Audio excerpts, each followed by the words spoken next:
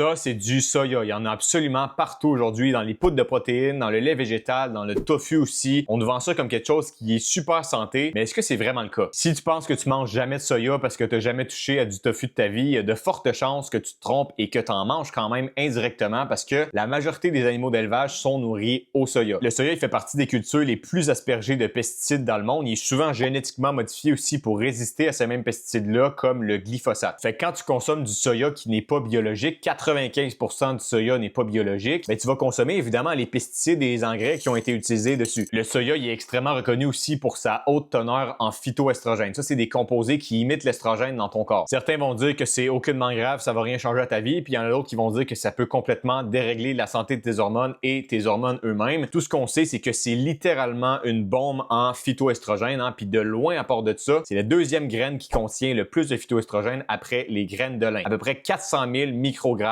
par 100 grammes. C'est énorme. Avant de continuer, si tu aimes t'informer sur ce que tu mets dans ton corps à chaque jour, tu prends ta santé profondément à cœur, abonne-toi à mon compte parce que c'est ce que je partage, le retour à la nature, le retour à la simplicité dans ta vie. Fait qu'abonne-toi. Fait qu'avec tout ça, est-ce que le soya, c'est vraiment la protéine miracle qu'on nous vend tant? Pas vraiment. Oui, c'est une protéine végétale complète, c'est même une des meilleures protéines végétales, mais par contre, elle reste bien moins absorbée par ton corps que les protéines animales qui sont bien plus biodisponibles. Et en plus, le soya, il est jamais consommé brut, il faut que tu le transformes avant de le consommer en tofu, en lait ou en poudre. Fait que la prochaine fois que tu vois du soya, pose-toi la question, est-ce que c'est vraiment l'aliment santé qu'on veut me faire croire ou c'est autre chose? Évidemment, le but, c'est pas d'avoir peur, c'est juste de faire des choix conscients pour ta santé et pour l'environnement autour de nous. Si tu veux consommer du soya, c'est parfait, mais consomme-en du bio, tu vas t'éviter la majorité des pesticides puis des engrais qui sont mis sur le soya qui n'est pas bio. C'est super simple, le but c'est pas d'avoir peur comme je t'ai dit. Si tu aimes le contenu que je partage comme je t'ai dit tantôt, abonne-toi.